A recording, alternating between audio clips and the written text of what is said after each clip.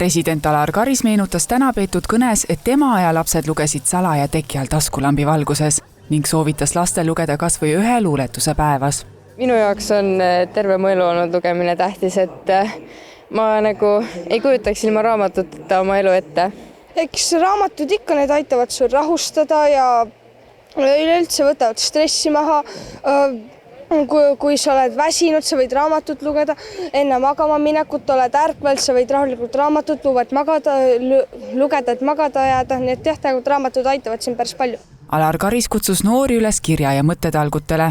Sel aastal jõudis 895 kooliõpilaste kirjatöö riigipeani. Presidendi Roosiaed oli täna kogunenud 200 noort, kes kõik arutasid selle üle, kas lugeda või mitte lugeda ning mõtteid selle kohta oli palju. No ma kirjutasin miks on minu arust vaja lugeda, et nagu tänapäeva lapsed võib-olla ei mõtle, et seda on nagu vaja, sest need saavad nii palju kergemini info kuskilt mujalt, aga et nagu raamatutes sa saad nagu reaalselt mõelda selle vastuse peale ja nagu saad fakte sealt. Ma kirjutasin sellest, et kui me ei loe ja kui me ei kirjuta, siis me võime kogemata, isegi kui me ei mõtle seda, ära kustutada mingi kultuuri või mingi ajaloo ning kas see oleks nagu kurb, et kui tuleviku inimesed ei saaks meiest õppida, et kuidas meie elasime, kui keegi kirjuta sellest, siis nad ei saa teada.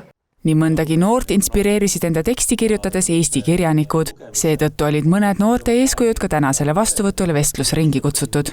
No see on ju tore, et siis on nagu tunda, et see töö pole nagu kuskile nurja läinud või asjata tehtud, et eks ju raamatuid selleks ikkagi kirjanik kirjutab, et see jõuaks lugejateni ja see lugejatele nagu rõõmu teeks, et pole midagi kurvemat kui raamatud, mis kuhjuvad kuskil raamatupoe riiulile, mida keegi ei osta ega loe ega laenuta raamatuga.